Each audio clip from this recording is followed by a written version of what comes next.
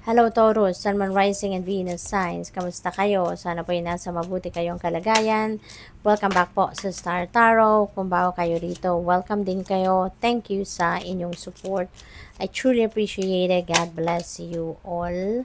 Taurus, pauna mensahe po ninyo, light. Look to the space between the trees for answers. Ayan. So, Taurus, maaaring ang iba sa inyo rito is praying for guidance, praying for enlightenment, praying for clarity, no? And kapag nagdadasal tayo ng ganyan, gagawin din natin yung part natin, no? Kasi kailangan natin yun, no? We are co-creating a reality with the divine, di ba? Kung meron tayong hinihingi, tulad nito, hinihingi siguro ninyo yung gabay ng Panginoon. So, alam nyo na kung saan dumadating, saan dumadaan, di ba? Yung guidance ng universe. Kadalasan sa ating intuition, di ba? Pinapadalhan tayo ng mga intuitive messages. Kaya, ang gawin natin, kapag nagdasal tayo, humingi tayo ng ganyan, gabay, enlightenment, pakinggan natin yung intuition. Pakinggan natin kasi baka nandoon na, di ba? Ang sagot, no, sa inyong mga dasal. Okay? So we have music. There is a melody to be heard in the deepest part of the woods if only we listen. Ayan. So baka ito yung music na to. Ito na yun, yung mga mensahe para sa iyo. No, pakinggan nyo. No, pakinggan nyo. Make time to listen, no, sa inyong guidance. Humility. Flowers are unaware of each other's beauty. They bloom regardless. Ayan. So, hindi kailangang buhatin natin ang sarili nating bangko. Hindi ba?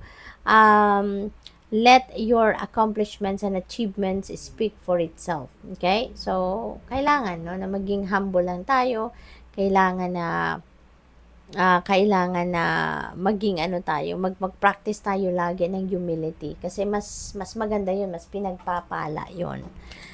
The night, find comfort in the night where the world switches off and the stars burn bright. Ayan. So, parang ito imbitasyon ito sa inyo, no, na pag oras na ng pahinga, oras na ng tulog, matulog na, okay? Huwag nang magtrabaho pa. Kasi ang iba siguro sa inyo, oras na ng pagtulog, oras na ng pagpapahinga, nagtatrabaho pa. Kasi baka dala-dala pa nyo yung trabaho ninyo sa, sa opisina, dala-dala pa ninyo sa bahay, no? Kaya kahit ipagpapahinga na, tinatrabaho nyo pa. So, parang tama naman na Toro. So, bigay nyo naman yung oras na yan sa sarili ninyo. We have 8 of Swords in reverse. Ayan. So, this is good kasi this is the end of depression. Maaaring meron kayong pinagdaan ng kalungkutan, pinagdaan ng frustration sa buhay, dissatisfaction. So, ngayon, nalungkot kayo, siguro, nalugmok kayo, pero ngayon, it's coming to an end. So, this is really good. Kasi, maaring nag-heal na din ang nararamdaman ninyo, no? Merong mga nangyari dito na nagdulot din ng kaayusan na sa inyong pakiramdam. So, which is really good. We have 5 of Swords in reverse. This is a peaceful end to conflict. Wow, maganda rin ito, Taurus. Kung meron kayong kaaway, meron kayong hindi pagkakaintindihan with another person. So, this is the time also that siguro matatapos na din or tutuldukan mo na din yung away ninyo. Baka kayo yung magpapaka-humble at you're going to step up as the bigger person. Kayo yung mag-i-initiate ng conversation, kayo yung magsusorry, kayo yung magpapakumbaba, no? Siguro ganun ang ganap, no?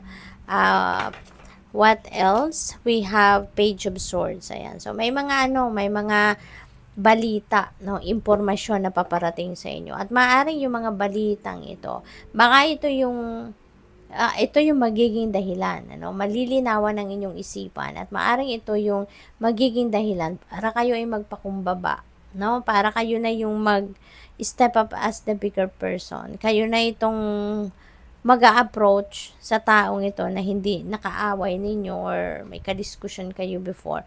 Baka ito yung dahilan. Nagkaroon kayo ng clarity sa isip ninyo at magpapakumbaba kayo, magpapaka-humble kayo, 'di ba? Pwede rin dito, Taurus, na ang iba sa inyo dito, may mga balitang paparating sa inyo na maaaring ina-expect ninyong mga updates, mga gano'n sa inyong mga ginagawa, mga application ninyo, mga hinihintay ninyong resulta ng mga test or whatever. Baka may delay sa mga gano'n, ano? Kaya ano din, pasensya din kayo. We have the High Priestess. Ayan, speaking of intuition kanina, this is about intuition. So, sinasabi sa inyo dito, remind sa inyo rito, Taurus, na follow your intuition, no? Pakinggan ninyo ang inyong intuition kasi may guidance na paparating. Merong guidance na ibibigay sa inyo ang universe.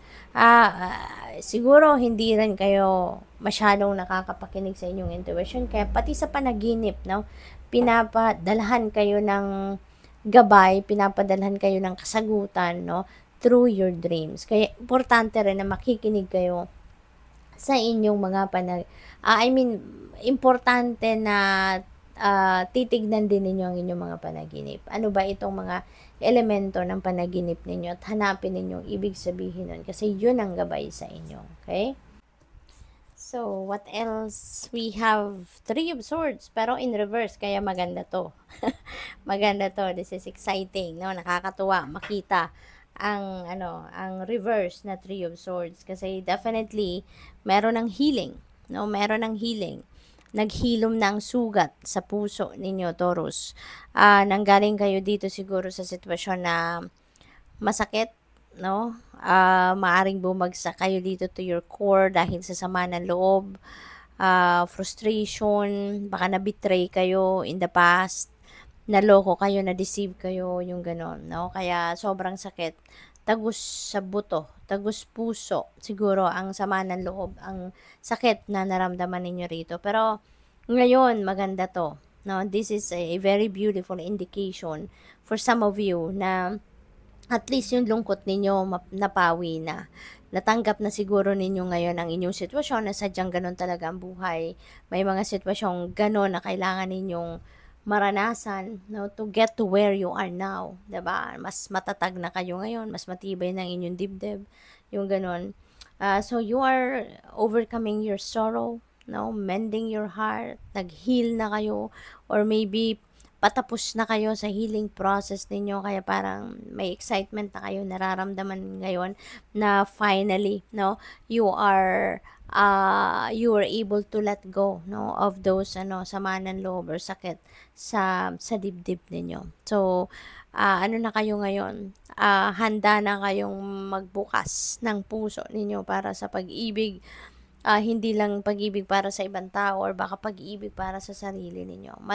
Siguro ngayon, mas na-appreciate ninyo yung sarili ninyo more, no, sa ngayon. So, good luck po. Thank you for watching. Love and light. Namaste.